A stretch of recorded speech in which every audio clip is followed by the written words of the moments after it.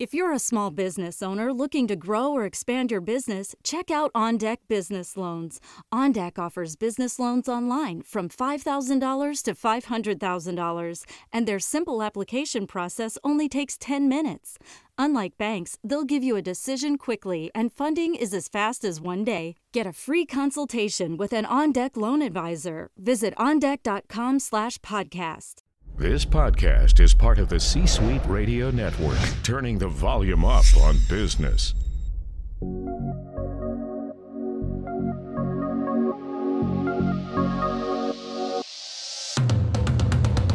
Welcome to the Keep Leading Podcast, a podcast dedicated to promoting leadership development and sharing leadership insights. Here's your host, the Leadership Accelerator, Eddie Turner.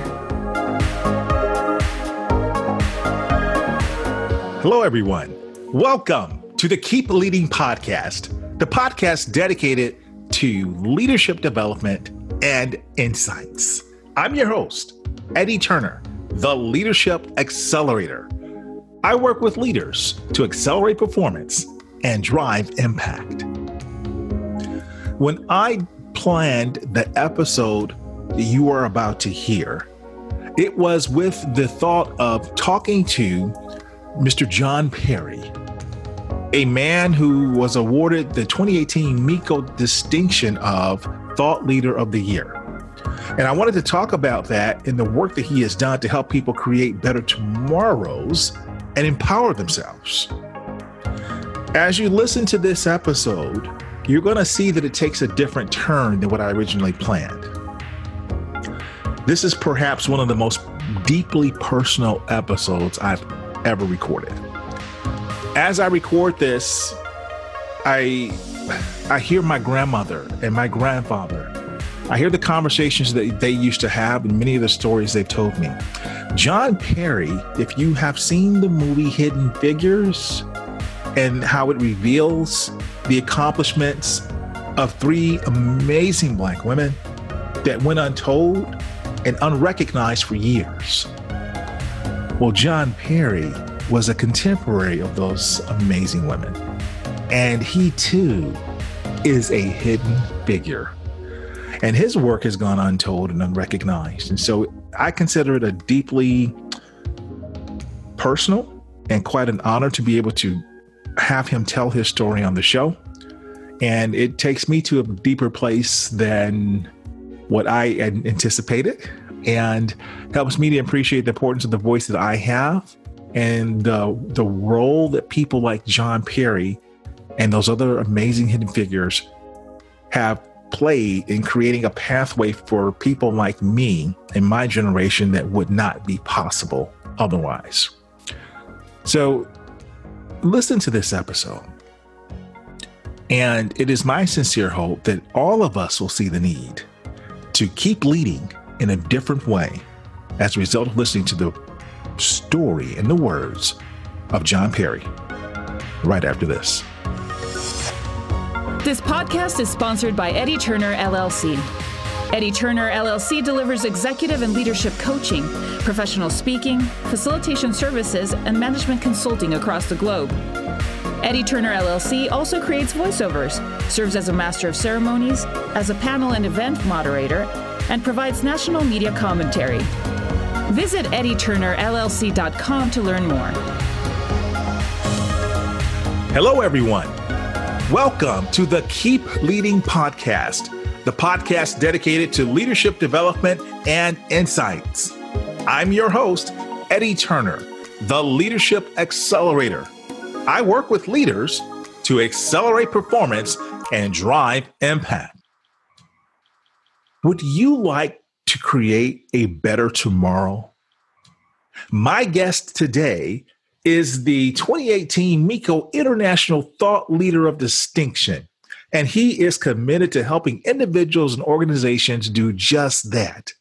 He helps people recall and honor their yesterdays, reveal and understand their today, and believe in and get excited about the promise of their tomorrows. I am talking about Mr. John Perry. Mr. Perry, welcome to the Keep Leading Podcast. Thanks very much. Thanks for having me. Now, you and I met last year at the MEECO, which stands for Measuring Excellence in Executive Coaching Conference. And there you were awarded the designation of International Thought Leader of Distinction. So what I'd love for you to do is to tell my listeners a little bit about your background and how you earned that prestigious designation.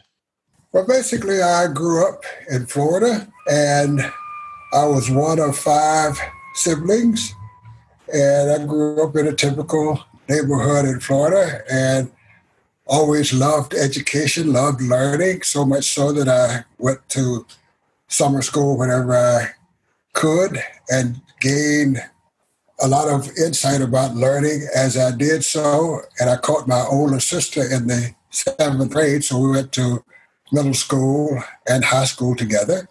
After I graduated from high school, I went to college, and at the time, schools in Florida were segregated, so my options were limited.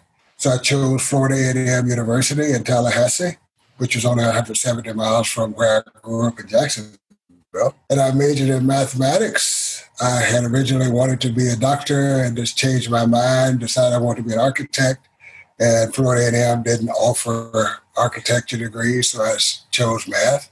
And graduate from FAMU. In fact, it will be 60 years ago this Saturday. My graduation was June 1st, 1959. Well, congratulations. That is fantastic.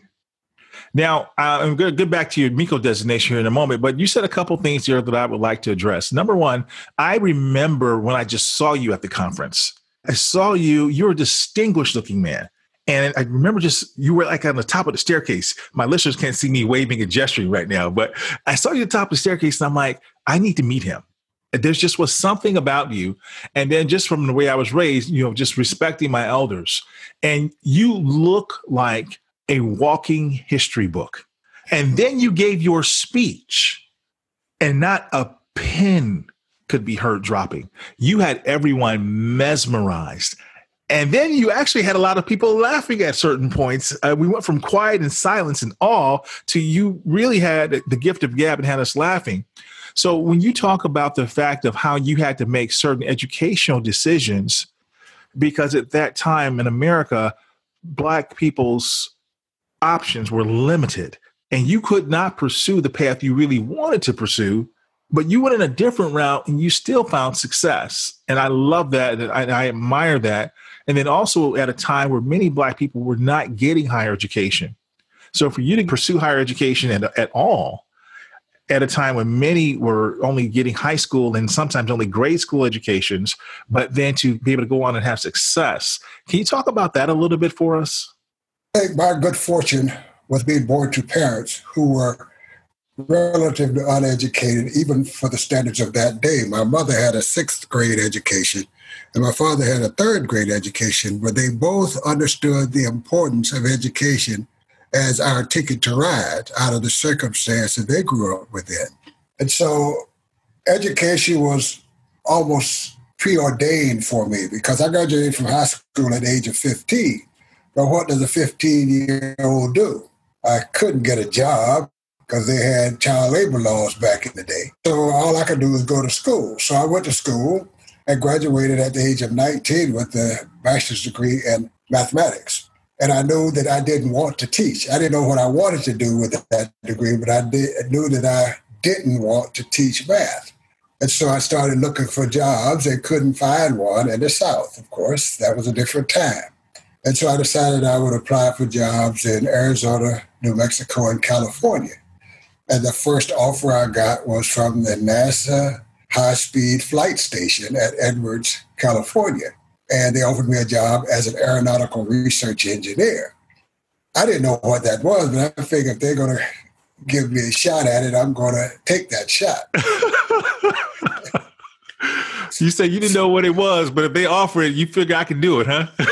They think I can do it, I'm going to give it a shot. I'm going to prove to them that I can, if I can. So they gave you the shot at being an aeronautical research engineer for NASA. Right. And so when you said that to us, I remember that. And I remember as you went through your story, immediately what came to my mind and what may be coming to the mind of my listeners is many of them have seen the movie Hidden Figures. And Hidden Figures explores the history of three relatively unknown Black women who made immense contributions to America's journey into space. And so because of that movie, we have a deeper appreciation for them and what they did and the price they paid. So you really are one of those hidden figures who many people have not had a chance to hear about. So I just wanted to say that and now let you say a little bit more about your journey at NASA. Well, the era of the hidden figures was my era because the time around which that story was written was 1961. By 1961, I had 2 years experience as an aeronautical research engineer. And by then, I am now the project manager for the X-15 simulator. And as you may or may not know, X-15 is a rocket-powered airplane that helped us explore the fringes of space. So we were working on the journey to space from the aeronautical standpoint and moving out into space as our flight plans dictated. So I got the opportunity to work with people like Neil Armstrong and Pete Knight and those guys who later became famous for their exploits. As it turns out, and I didn't realize until one of my former NASA colleagues called me and told me, well, my name shows up in the book Hidden Figures.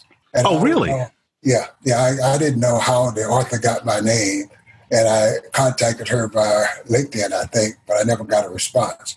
But yes, I was named, and my job title was in the book Hidden Figures. Mm-hmm. And so I was among those ladies. The difference for me was I never experienced the treatment they experienced. And when I watched the movie, I was not aware how close to the surface my emotions were about that kind of treatment. Tell me a little bit more about that, if you will. You said when you watched it, you had an emotional response. Can you talk about what that response was? Yeah, well, like the simple thing, like having to walk a quarter mile to use a restroom, not being able to drink out of the white water fountain. And I remember having had the same experiences. I remember once my family and I, after I became an engineer, went back home to visit my family in Florida. We were taking a trip to their homeland, which was Alabama. And we were on this road headed that way and wanted to stop and use the restroom. And there were 2 carloads of us. And so I went to the restroom, the colored restroom, and it was so filthy. It looked like it had never been cleaned. Mm-hmm. So I decided that no woman that I knew would use that restroom. So I walked into the service station, got the white restroom key off the hook, and went and opened the white restroom for my sisters and parents and wife to use. And as soon as the owner or the worker at the service station saw that, he finished serving the customers and jumped in his pickup truck and raced away.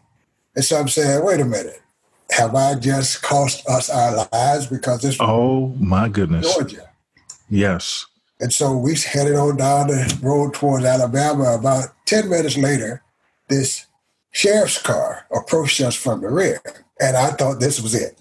Okay, we're going to be found out in the woods somewhere. But he wasn't interested in us. He went on by us and went on about his business. So we survived that experience. But that movie brought back all of those experiences, like having to stand behind the white line on the bus, no matter how crowded it was in the back. We were not allowed to sit in front of the white line on the back. So we'd be standing up in the back and there'd be nobody in the front.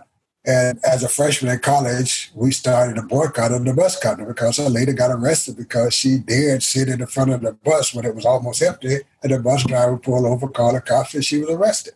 Mm-hmm. And so that's the kind of thing that came back to the surface for me as I watched that movie. My good fortune was I went to work for a leader. Our chief executive would not tolerate that kind of behavior in his organization. So you had a chance even that early on when the rest of the country had not caught up to what it meant to treat people civilly and like a human being. You actually had a leader in the true sense of the word that went against the grain and treated you differently. Right. And what was amazing to me as I reflect on that is that's how I started to define for myself what leadership is and what it looks like. Because what he understood as a leader was his job was to inspire excellence. His job was to do those things that would inspire us to commit our best in that service, because Kennedy had opened his mouth and said, we're going to land a man on the moon by the end of the decade and return him to Earth safely. We had a key role to play in that journey. He knew that he needed the best talent available, and somehow I slipped through, but I'm glad I did. Okay, I'm sure you did more than slip through.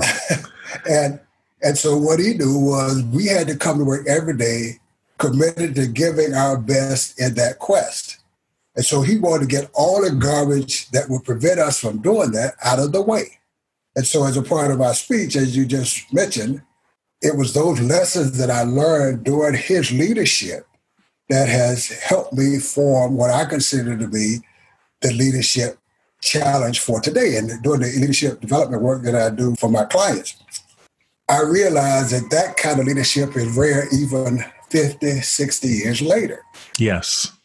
Because people don't know how to leadership. A lot of people still think leadership is about position, title, salary, size of office. Leadership is about behavior. Yes. And it's what you do habitually that inspire others to commit their best in your service. And this guy got it, even in the 50s and 60s. In fact, he was instrumental in forming the first Equal Employment Opportunity Committee at our facility, which I chaired for the first 10 years of its existence. He also recognized after a while that all of the engineers were white and male. And he knew there had to be other engineers who looked like me who could do good engineering work. So he looked at where are we recruiting? So we're recruiting at places where we were not likely to find female nor others, people of color. So we started recruiting to historically Black colleges and universities, to Hispanic serving universities. In fact, I went on a recruiting trip to Georgia Tech. And at the time, Georgia Tech was graduating more female engineers than any institution in the country. And so he was very proactive in making sure that he gave everybody a chance to make that commitment. And he would let nobody stand in the way of that. In fact, our entire aircraft mechanic corps was white at the time. There was one guy who looked white, but he was kind of darker skinned. And it turned out he was Puerto Rican. And they thought he was Black. And they gave him all kinds of trouble. Once our leader found out about that, he said, no, this ain't happening. So he went out and recruited a Black mechanic who was getting ready to retire from the Air Force. And he was smart enough to recruit the right person to break the color barrier in that society. And it was a guy who was well-respected, very talented. He was big physically, so if anybody gave him a whole lot of lip, he could probably punch him out. Okay. And he came in and just did his job. And that was the beginning of integrating the technical support staff. So this guy did all this stuff consciously. This didn't happen by accident, because this was the 60s after all. And so I got fortunate to get in the organization of a real leader who showed me what leadership is and what it feels like. So you got a chance to work with a leader that showed through example what leadership is. You were able to experience what it felt like because he offered a certain level of protection and direction for you and others who were under his leadership. Right. You gave us a lot there, Mr. Perry. You talked about the emotion you felt when you saw the movie Hidden Figures, that you were contemporaries with those amazing women. And you are mentioned in the book, and you have had similar experiences to what they have had. But because of the leadership that you worked under, you sound like you did not, at a certain point, have to go through some of those same things. Things got a little bit better. Is that what I'm hearing? Yes. I never experienced that because, in fact, NASA was my sanctuary because the city I lived in was not a lot different from the city I left. Okay. I still got evicted from my first hotel. I got evicted from my first house that I shared with some other engineers because once they found out I was in there, they evicted all four of us. I was a few service and restaurants. So living in this town didn't feel a whole lot different from living in Jacksonville. Only thing was there were no signs saying colored only or white only. How about that? But the behavior was the same. So when I walked into the building at NASA, I was safe. I was John, who was an engineer who could help us land a man on the moon. And nobody cared about the color of the package that the talent came in. Look at that. It was no one cared about the color of the package that the talent came in. Right. I like that. It was just, like I said, that was my sanctuary. So when I went to work, man, I was in hog heaven. Then you had to go to work to get relief from the times. Right. And like when I first got married, which is almost 58 years ago now, we had a tough time finding a place to stay.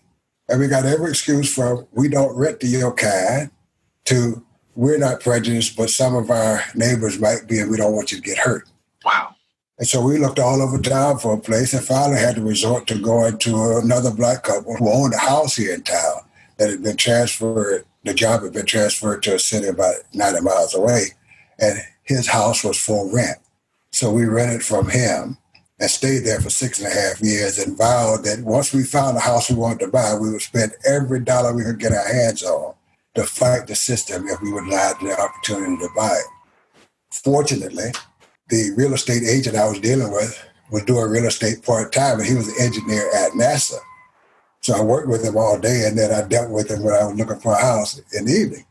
And so he told me, if you have that problem, this housing tract, I'll go to court with you. And so I never had that problem. We bought the house that we wanted, and we, come October 15th, we will have been in there 50 years. And so... You've been in the same house since that day? Yeah. That's amazing. 50 years. So you've been married 58 years. Yeah. So that means that it took you all 8 years to get a home. Yeah, well, we weren't ready the first few years. Okay. And when we were ready, it happened pretty quickly because of the agent. Because during that time, real estate agents had 2 3x5 card boxes. That was long before internet and all that. And so one card box was for Black folks, the other card box for everybody else. So we never even got to see properties in neighborhoods that they wanted to keep segregated. No, that's what I meant. It took you that long because of the times that a couple like you couldn't get a home easily because of what was unfolding in our nation. That's right. That's right. And there were neighborhoods in our city that they wanted to keep segregated. And a lot of us ended up there because there were a lot of FAA, air traffic controllers, a lot of engineers from the Air Force, a lot of engineers from NASA. And so we had a real Black community here in town, and we used to socialize together. And so we decided as we got to the point where we wanted to buy a house that we would not buy in the same neighborhood. If one couple bought in one neighborhood, the other couple would have to go to another neighborhood because we were not going to allow them to use us to segregate neighborhoods. Okay. So next thing you know, there were no all-white neighborhoods in Lancaster. All right. So there were one of us everywhere. Well, I'm impressed, obviously. And by the way, congratulations, 58 years of marriage. That's just outstanding. And then the ability to stay in the same home for 50 years. I mean, I don't have any words. I mean, it's just incredible. And I'm enjoying this conversation with you, Mr. Perry, because as I thought when I saw you and as I got a chance to listen to you then, and as I'm listening to you now, I literally have chills. The amount of history that you have lived that I only can read about or that I have heard from my parents and grandparents, especially at that time, the average male only getting a 3rd grade education, the average Black woman getting only a 6th grade education. That was common then. Yes. And how far we have come. So I'd like to go ahead at this point and just pause for a moment. As much as I hate to hit the pause button, I want to pause for a moment and just have a word from our sponsor. This podcast is sponsored by Eddie Turner, LLC. Organizations who need to accelerate the development of their leaders call Eddie Turner the Leadership Accelerator. Eddie works with leaders to accelerate performance and drive impact. Call Eddie Turner to help your leaders one-on-one as their coach, or to inspire them as a group through the power of facilitation or a keynote address. Visit EddieTurnerLLC.com to learn more. This is Laura Gassner-Otting, founder and chief catalyzing officer of Limitless Possibility, and you're listening to the Keep Leading podcast with Eddie Turner. Okay, everyone, we're back, and we are talking with Mr. John Perry. And Mr. John Perry works with people to help them recall and honor their yesterdays, reveal and understand their today, and get excited about the promise of tomorrow. But he really is one of NASA's hidden figures. And so we haven't even gotten a chance to talk about the work that he does today yet. We're still talking about his history at NASA. And, you know, you took me down memory lane with some of the stories that my parents used to tell me there, Mr. Perry, and hearing about you and your educational achievements in spite of the times and what we had to go through. And what you're telling me now, it's not that it was that long ago. We're a short time removed from what you are describing. Yeah, I was talking with my wife and my sister, who is into genealogy, and she looked at our family history. And what I realized that we're not so far removed from that dreadful day when we were enslaved, because I knew my great-grandmother on my mother's side, and she was born a slave in 1863. Wow. And so we think that we're so far removed that nobody ever knew a slave or nobody ever had a slave, but I'm approaching my 80th birthday, and I knew a former slave. So we still have some work to do, and we still have to develop the ability to talk about the journeys we all travel, because each of us has been shaped by the journeys we travel to get to this place, and what's precious about each other, about each of us, and what's worthy of each other's respect is the journey we travel. But we don't listen to the stories about the journey, so we don't know each other. We know about each other, but we don't know each other. And as a leadership development consultant, one of the biggest challenges I face is the leader doesn't know the people he or she is trying to inspire. That's what makes leadership so difficult. Yes. And so you got to know the people. Well, you know, I brought you on to talk about one thing. And as you started talking about the work that you did there at NASA, and you just talked about, you know, just this journey, this history of people of the Black heritage, I feel like I should have had you on for a completely different subject now. And man, I feel like I got to have you on for another interview, because I'm not even going to be able to touch everything you accomplished at NASA. But can you just give us the top three things you'd say in your storied career at NASA that you achieved? And as I'm asking this question, in my mind's eye, I'm seeing some of the slides you shared with us there in Denver. Can you share just a couple of those with my audience, please? Sure. Well, I think the first leadership lesson I learned at NASA was leaders believe in and sometimes for others until others believe in and for themselves. I was 6 weeks into my NASA career, just turned 20. My supervisor calls me into the office and says, "John, I want you to build this orbital rendezvous simulator." A who? Say that one more time for me. Orbital rendezvous simulator. All right. So it's a way to simulate two bodies orbiting in space and rendezvousing.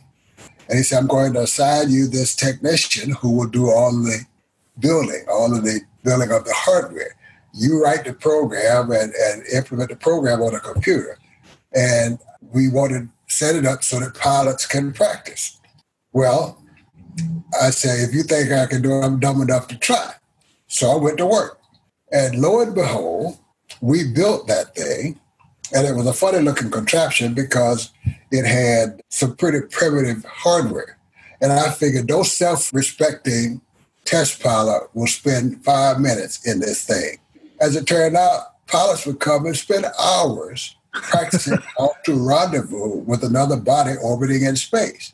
So like 2 months, 3 months into my NASA career, I realized that I had talents that I didn't think I had, but my leader, my supervisor, saw in me something I didn't see in myself. And if he had never challenged me to build that simulator, I probably would never have known that I was capable of doing so. That's a powerful lesson. So by him believing in you before you could believe in yourself, you were able to tap into hidden talent that you didn't even realize you had. Right. I had no clue I was capable after only 6 weeks of meeting that challenge. But it had more of an impact than what you anticipated. Oh, yeah. Now I figure I'm bulletproof. Okay. But not quite. But not quite. Okay. Well, the next major challenge that I was offered was to become the project manager on the X-15 simulator. Of course, like I said earlier, the X-15 was this rocket-powered airplane that helped us explore the fringes of space. And it was a monstrosity in terms of the computer equipment it used, and it had what we call an Iron Bird simulator, which was a physical replica of the airplane itself that was several hundred feet away, connected to the computer by cable. That whole thing was my responsibility, and my job was to make sure that it was a faithful representation of the airplane itself. And so the second lesson I learned during that project was the leader clearly articulates expectations and holds people accountable for meeting them. So I knew what my job was. I knew I had to make sure the simulator was ready for the pilot to come down and practice. The last thing I wanted to do was have a test pilot waste his time on a simulator that I hadn't gotten prepared. So I knew exactly what I had to do. I developed a process by which I tested the accuracy of the simulator in the profiles. We had high speed and high altitude profiles. I had a test for each. And so if we were practicing for high altitude flights, I would make sure it met the criteria for accuracy in high altitude simulations. If we were having a high speed flight, I made sure it met the expectations. The pilots would come and spend hours and hours, and then they'd go off and fly the airplane. And as soon as they got back and took their pressure suits off, we would have a debriefing. And they would say how faithful the simulation was, how accurately I had simulated what they would experience in the air. Sometimes it didn't work as well as I had hoped. And the leader would make sure I knew. Okay. But no mistake was fatal unless you repeated it too often. Because the leader would say, okay, John, that one didn't work. What are you going to try next? And what do you need in terms of time and money to try the next thing? And so we were allowed to make mistakes. And that's the only way we learn. If we know the answer to the question, why bother asking it? Okay. So we were doing research and development. That's what it's all about. Answer questions that maybe don't even have an answer, but you'll find out. Mm-hmm. Ask a question and explore. So that was the second lesson. Set clear expectations and hold people accountable for meeting them. Wow. Thank you for sharing those two very important lessons. Now, you accomplished a lot during your career, but somehow you pivoted. You went from being an aeronautical engineer with all of the inventions that you were responsible for and some of the patents that we haven't talked about, to leadership development consulting, where you've even written your own assessment. Can you talk about that, please? Yeah, well, basically, I experienced exemplary leadership for the first 20 years of my NASA career. And so when I got a new manager who didn't know what leadership was and certainly didn't know how to do leadership, it changed my experience of work. And he was more command and control. Okay. And he felt that the leader had rights and privileges. And as the chief financial officer, which I was at the time, because I go back to school and got an MBA, and so I came back to NASA after my engineering management career. I came back to NASA as the CFO. And as a CFO, I know what the rules were. We're responsible for protecting the taxpayer trust. So leaders, I don't care how high they are in an organization, have no privileges. They only have rights. And so the new leader I got thought that because he was my boss, he could order me to do things that I knew would get us both in trouble. And so I refused to follow those orders. And if it just happened once every week or two, I probably would have survived. But every day, 5 minutes after he walked into his office and put his lunch down, he would be in my office on me about something. And then I started having all the stress-related ailments, headaches, sleepless nights, weight loss, all that stuff we do to ourselves. I ended up having to go through therapy to deal with all that stuff. And I realized I didn't want to live my life that way. So within 3 years of being able to retire with lifelong financial security, I just walked out. You were under so much pressure and stressor from this gentleman that you walked out ahead of getting your full retirement. Right. That is so sad to hear. And I did it Nobody made me do it. I did it myself. So I don't blame anybody for that. I chose to. No, just the fact that you were in that kind of environment to where your only source of relief was to walk away to get your sanity back. That's sad. I'm sorry to hear that. Yeah, that was a big move for me. But fortunately, I have a wife who said, I'd rather have you alive and sane. Yes. Than a steady paycheck and don't even know what day it is. Yes. And she had her own career. She was a teacher, and so she was not dependent upon me. I was the primary breadwinner, but that was not an issue for her. She was much more concerned about my health. No, the other thing is I want to just address the fact that I forgot about the fact you also were the CFO. I remembered the engineering component of your career, but the fact that you went back and then got an MBA, came back and was the CFO? I mean, you something else. I tell you.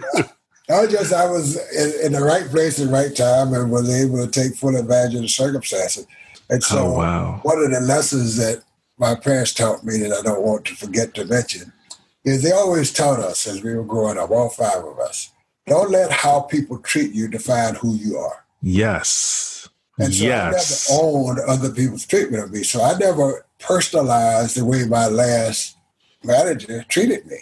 Don't let the way other people treat you define yourself. Is that what it was? Who you are. So say it one more time for him. I want to make sure we get that because that was golden. Don't let the way others treat you define who you are. Okay. Thank you. And so one of the first questions I asked as I recognized the fact that I had to leave NASA was, what compels a person to, within 3 years of retirement, leave a job he had hoped to retire from? And so that was what set me off on this journey of trying to find out the answer to that question. What happens to people in the workplace that makes it so unbearable that they will take significant risk to escape that place? Because it had happened to me. I know what it felt like. It wasn't like I read a book. I lived that for 2 years. And so I knew how miserable I was. And so I started just talking to people and got the opportunity to work with some folks, and they had some similar questions. And we decided there had to be a way to produce results that explain the source of people's pain or joy at work. And that was the genesis of the development of the job person environment assessment, which puts the person in the workplace. And it's based on who he or she is and how he or she sees the job as it needs to be done, and the environment within which he or she is asked to do the job. And a summary of it is an assessment of energy. How much energy do you have left at the end of a typical workday? And so I believe that we need to have enough energy at the end of our workday with which to make a life, because we need to make a living, but we also need to make a life. If I leave it all at the company store, then when I leave work, I have nothing left with which to make a life, and that's sad. I didn't want to be in that place, and now I know how to help people avoid that place for themselves if they choose to. Okay. Well, that's interesting. I want to tie this back, what you were saying here, with something else you said a minute ago that I wanted to highlight. You talked about how you were working for a man that was instructing you to do things that you knew would get you both into trouble. And in light of some of the things we see unfolding in the news today, that's a leadership lesson in itself that we could talk about for an hour. But I like how you had the moral fortitude and you had strong ethics not to let someone else who is in a higher position dictate to you what you should do that would have you violate that. And then you go on to create this assessment that helps people figure out where they are and how they are at the end of their work day, because this was costing you your satisfaction in the work day. Right. So this assessment you use in helping to develop other leaders today, and you were telling me when we were together, the success you've had in developing leaders. Yeah, well, what I try to get them to do is make informed choices. I can only help people identify and explore options. I can also help them evaluate likely consequences for each of the choices they might make. But I can't tell them what to do. And I work even with sixth graders. I modified my service to be suitable for kids as early as sixth grade because I think prevention might be less frustrating than remediation. Mm-hmm. And I've had sixth graders ask me, Mr. Prayer, what should I do? I said, hey, I have enough trouble trying to figure out what I should do. So I'm going to help you figure out what your options are, because if you have no options, you have no choice. So the first job I have is to help you identify and explore options. Yes. So once you come up with 2 or more options, now you have a choice. Now, if you do this is what's likely to happen. How valuable is that to you? If you do this is what's likely to happen. How valuable is that to you? Pick the one that's going to lead to the most favorable outcomes and lessons for you. And so that's really what I do, help people ask and answer for themselves the important questions, because I don't have answers for anybody. I don't even have answers for myself in a lot of cases. Okay. So I help them find their own answers. And as long as they're willing to own the consequences of the choices they make, that is, take responsibility for what happens as a result of what they do, then they are empowered. They might be in jail, they might be on the streets, but it's on them. And then you also, when we talk about helping people create better tomorrows as a leader, you have a 3-step process that you use. Can you just briefly tell us about that 3-step process to help us create better tomorrows? Well, the first step is recalling and honoring their yesterdays. Oftentimes, we don't give ourselves enough credit for the achievements we've made and obstacles we have overcome in order to make those achievements, because we don't recall our stories. So I try to help people tell their stories, use the chance of their birth and the circumstances of their lives to tell their story. And I try to have them tell it to somebody who's interested in listening as a learner and not a judge. And what I do is I make sure that the listener is looking for those gems of inestimable value. As you know, I use in my work this quote from Baha'u'llah, and the title of which is The Potential of Man and the Importance of Education. And it goes like this: regard man as a mind rich in gems of inestimable value. Education can alone cause it to reveal its treasures and enable mankind to benefit therefrom. What that says to me is those gems of inestimable value can be found in the stories we tell about the journey we travel to get to this place. Mm-hmm. And the listening part is important, is that when I'm listening to your story, I'm looking for that which is precious about you, that which makes you worthy of my respect, regardless of your circumstance. And I defy you, if you listen to somebody's story about their journey, to not find at least one precious gem in the story. Okay. And so that's the recalling and honoring the past. The revealing and understanding the present is what the JPEA does. It's a snapshot in time. This is where I am today. This is who I am. This is where I see my circumstance. So I use that to help them understand the source of their joy or pain in the workplace. And then the third step is believing in and getting excited about the promise of their tomorrows. First thing I have to help them do is dream of possibilities. Because if you can't see possibilities beyond your current circumstance, I would suggest your future's in somebody else's hands. So I help them envision a future and then help them write a plan. And I use the book that I wrote, Creating the Future of Your Choice, as a guide for that process, because out of that process comes a plan that they write for themselves with the help of the coach or consultant that they then make a commitment to execute. And it's designed to help them create better tomorrows. So that's the process that I use. All right. So step 1 was to recall and honor their yesterdays. Right. Step 2 was reveal and understand their today. And step 3 is believe in and get excited about the promise of their tomorrows. And right. You have documented this as a companion tool. Your book, and the title was, again? Creating the Future of Your Choice. The subtitle is A Do-It-Yourself Guide to Empowerment. Beautiful. I love that. And this is all what part of led to you becoming the 2018 MEECO International Thought Leader of Distinction. Am I correct? Yes. That was the criteria they used. Yes. Boy, oh boy. My body of work for the last 37 years. Yes. Wow. What a testimony to your body of work, and what a privilege to be able to have access to your thought leadership through some of your writings. And boy, I'm getting kind of tongue tied even just thinking about it, what I want to say to you next. I'm just in awe of you. I truly am in awe of you. And I am so grateful that you took the time to come on the show and talk with me and my listeners today. What would you say if we were thinking about summarizing this lesson, this session? We talked about a lot about leadership. And would it be that leadership is something that you said earlier is a behavior, not a position and title? Right. What would you say how we can summarize our conversation today? Well, I think the key is leaders inspire others to achieve. And it's what they do habitually that inspires those others. And bottom line is the challenge of leadership is getting to know those who you're trying to inspire so that you will know more about what is likely to be inspiring to them. That's why I make a distinction between leadership and management. Yes. A lot of people are comfortable being managers because management is ensuring compliance. So all you have to do in order to ensure compliance is the rules and make sure people comply with the rules. Show up on time, don't abuse lunch breaks, take your breaks when prescribed, all of that stuff. That's management. Leadership is about inspiring commitment. And in order to inspire people to commit their best in your service, you have to know the people. That's a whole lot harder than knowing the rules. Yes. And so I think the key for me is I see a lot of management. In fact, one of my colleagues likes to say most organizations we serve are overmanaged and underled.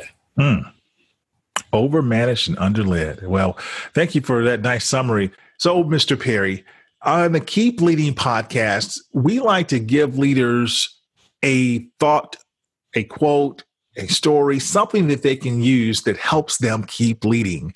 Do you have something you'd like to share with leaders to help them keep leading? Yes, there's a quote by B.C. Forbes, a Scottish journalist who lived between 1880 and 1954. And I think it says, all we need to know about what success is. And it goes like this. The man who has done his level best and who is conscious that he has done his best is a success, even though the world may write him down a failure. I like that. I like that. Thank you very much. Now, where can my listeners learn more about Mr. John J. Perry? Well, my website is www.hpsonline.com, and that's where most of the services I offer are outlined at least, and there are links to other websites that I have, one for the assessment itself, one for the student development work that I do. I also have blogged. That's the hub of all things human productivity systems. And I happen to be the founder and president of Human Productivity Systems. Excellent. Well, I'm going to put that in the show notes so that everyone can have access to it, so they can connect with you, read about you. I'm also going to put a link to your book so they can go to Amazon and get a copy of your book. And definitely you are a gem and a true treasure. And I thank you again for your time today. Well, thanks for having me. It's been a pleasure talking with you, as always. And I want to thank you as well for listening. This concludes this episode. I'm Eddie Turner, the Leadership Accelerator, reminding you that leadership is not about our title or our position, as Mr. Perry so eloquently stated for us today. Leadership is an activity. Leadership is action. It's not a case of once a leader, always a leader. It's not a garment we put on and take off. We must be a leader at our core and allow it to emanate in all we do. So, whatever you are doing, always keep leading. Thank you for listening to your host, Eddie Turner, on the Keep Leading podcast. Please remember to subscribe to the Keep Leading podcast on iTunes or wherever you listen.